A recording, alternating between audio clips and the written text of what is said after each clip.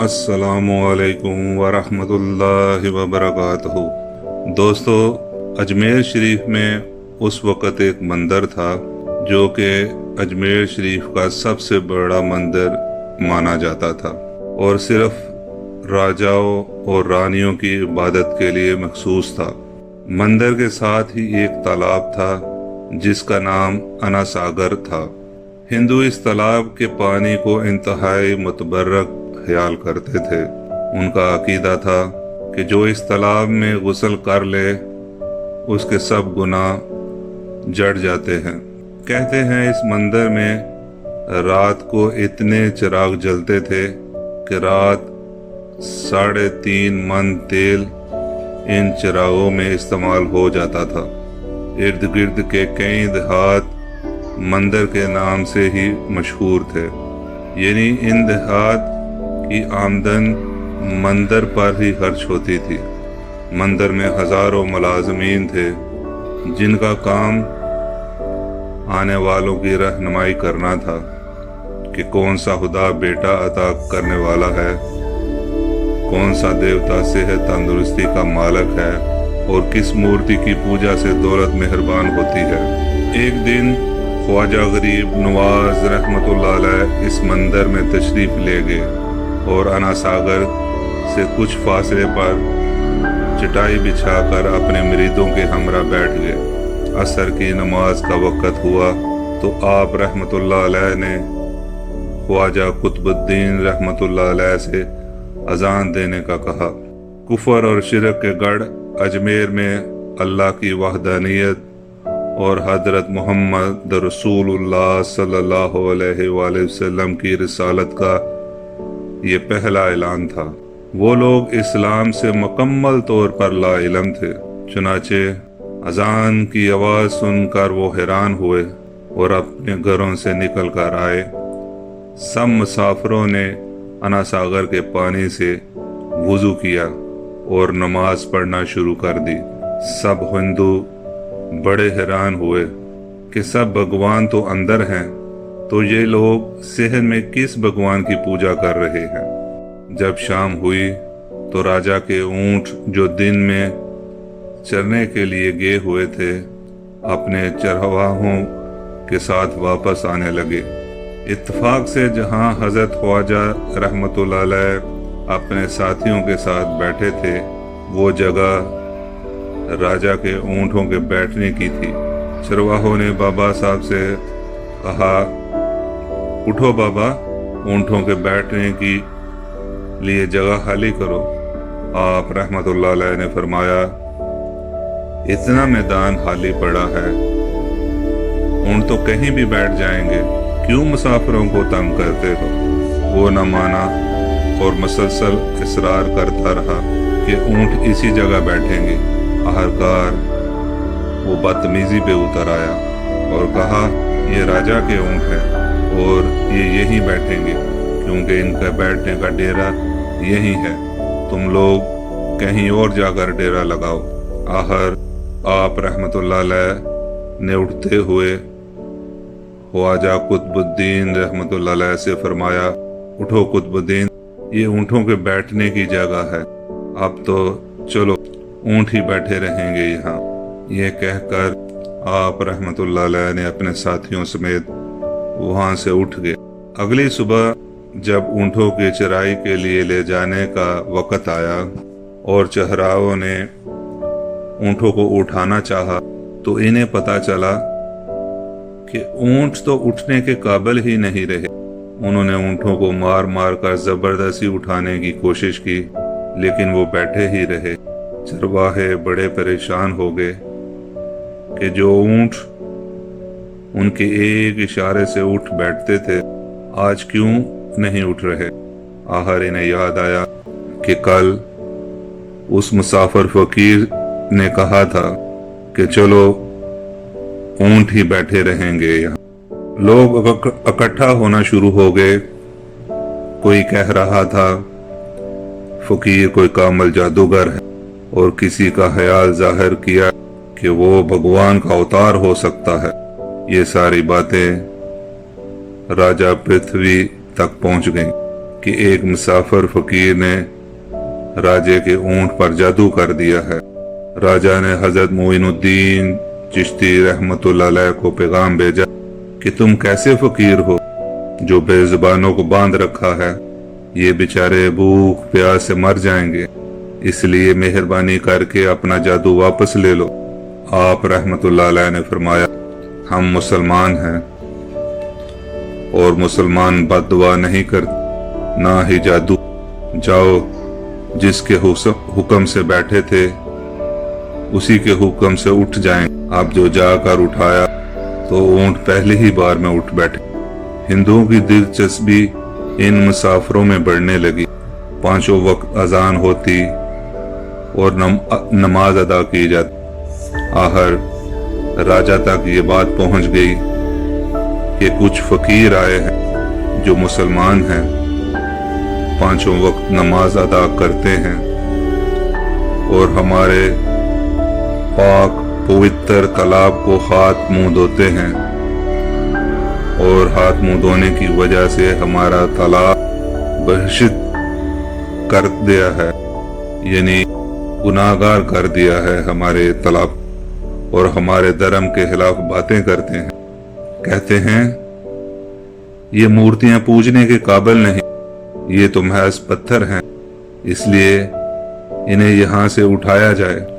راجہ نے فقیروں کو پیغام بھجوایا کہ تم لوگ گوشت کھاتے ہو، ہمارے دھرم کے خلاف بولتے ہو، اور تو اور ہمارے پاک تالاب کو اپنے ہاتھ ڈال کر ناپاک کرتے ہو، جو ہم برداشت نہیں کر سکتے، اس لیے تم لوگ یہاں سے چلے جاؤ۔ خواجہ معین الدین چشتی رحمت اللہ علیہ نے فرمایا کہ اور بھی تو اتنی دنیا آتی ہے، ہمارے پانی لینے سے کون سا کوئی کمی آ جاتی، لیکن وہ کہنے لگے کہ وہ سارے ہمارے اپنے دھرم کے لوگ ہیں اور تم دوسرے دھرم کے ہو، لہذا آئندہ تم لوگ تالاب کو ناپاک نہ کرنا، ورنہ ہم لوگ سختی سے پیش آئیں گے۔ خواجہ معین الدین چشتی رحمت اللہ علیہ نے اپنے مرید حضرت قطب الدین بختیار رحمت اللہ علیہ سے فرمایا، قطب الدین، شاید یہ لوگ آئندہ ہمیں پانی نہ لینے دے اور کوئی فساد برپا کر دیں، جاؤ ایک مشکیزہ پانی لے آؤ تاکہ ضرورت کے وقت کچھ پانی تو موجود ہو۔ لہذا حضرت قطب الدین رحمت اللہ علیہ نے ان سے فرمایا، چلو ہم مشکیزہ ہی بھر لیتے ہیں۔ وہ اس شرط پر مان گئے کہ تمہارا جسم پانی سے نہ حضرت قطب الدین رحمت اللہ علیہ تالاب کی سیڑھیوں پر جا کر بیٹھے اور مشکیزہ پانی میں ڈبو دیا۔ جب وہ بھر گیا تو حضرت قطب الدین رحمت اللہ علیہ نے وہ مشکیزہ اوپر کھینچا، لیکن جو ہی مشکیزہ پانی سے باہر آیا تو انا ساگر کا پانی خشک ہو گویا سارا انا ساگر مشکیزے میں بند ہو گیا۔ انا ساگر کا خشک ہونا تھا کہ پورے اجمیر میں قہر مچ گیا اور لوگ رونا شروع کر دی کہ ہم جو گناہوں کی گڑیاں لاتے تھے اور انا ساگر میں غسل کر کے ان سے چھٹکارا پا لیتے تھے، اب ہم کیسے اپنے گناہوں سے چھٹکارا پائیں گے؟ سارے علاقے میں خبر پھیل گئی کہ مسافر فقیر نے جادو کے زور پر انا ساگر کو خشک کر دیا۔ آخرکار یہ بات راجہ تک پہنچ گئی۔ راجہ اس نئی صورتحال سے بہت پریشان ہوا۔ اس نے اپنے وزیروں کو بلایا، سب نے یہی کہا کہ فقیر یا تو بہت بڑا جادوگر ہے یا واقعی کوئی کامل فقیر ہے۔ ساتھ ہی وہ پریشان بھی کہ اجمیر کی رونق تو تھی ہی انا ساگر کے دم، اس کی وجہ سے ہی لوگ دور دور سے اجمیر آتے۔ اور اپنا ایمان تازہ کر کے لوٹتے تھے۔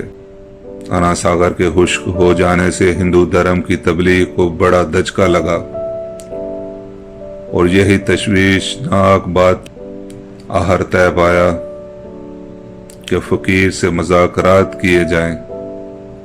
آخر وہ چاہتا کیا ہے؟ اگر اس کے مطالبات منقول ہوئے تو تسلیم کر لیے جائیں، یا پھر سب مرد، عورتیں اور بچے جا کر فقیر کی منت سماجت کر کہ لوگوں کو پریشانی سے نجات دلاؤ اور ہم پر کرم کرو۔ ہم پاپ بوجھ اٹھائے کدھر جائیں گے؟ کیسے سکون پائیں؟ یہ تجویز زیادہ آسان تھی، لہذا تمام لوگ خواجہ معین الدین چشتی رحمت اللہ علیہ کے پاس آئے اور بولے، بابا تم بھی وضو کر لیا کرنا، لیکن بھگوان کے واسطے ہمارا انا ساگر ہمیں واپس لوٹا دو۔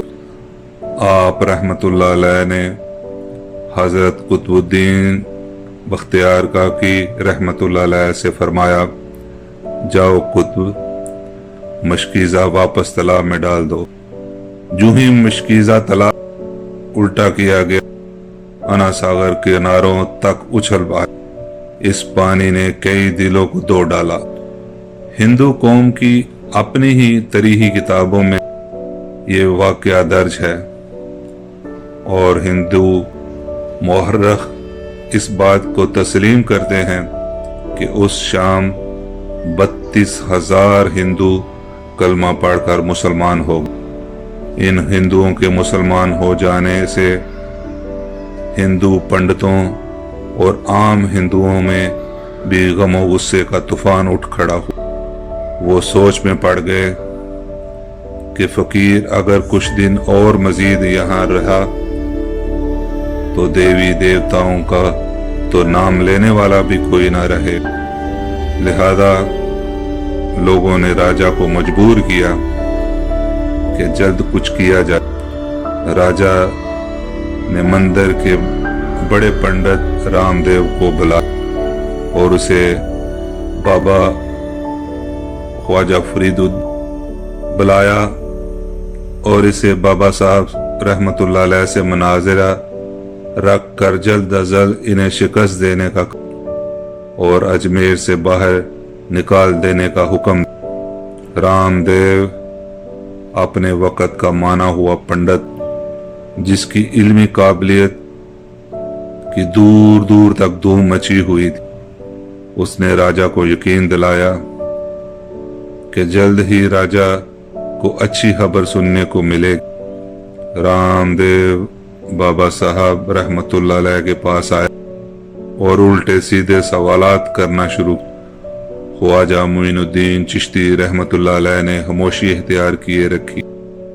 جب رام دیو نے حد سے بڑھ کر شور مچانا شروع کیا تو خواجہ معین الدین چشتی رحمت اللہ علیہ نے اس کی طرف آنکھ اٹھائی اور مسکرا کر فرمایا، رام تو شور مچا رہا اور میں تیرے ماتھے پر ایمان کا نور چمکتا ہوا دیکھ رہا۔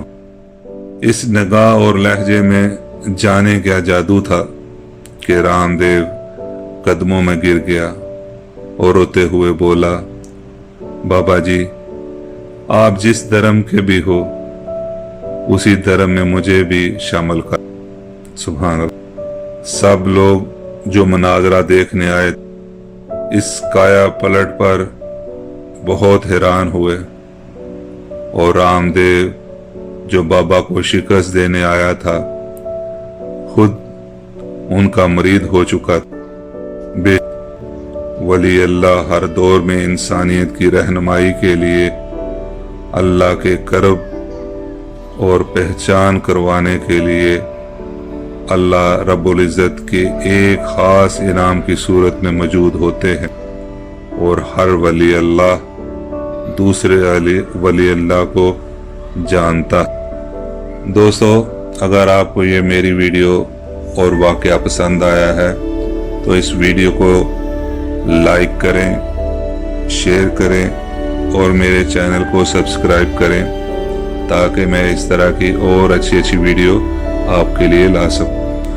والسلام ورحمۃ اللہ وبرکاتہ۔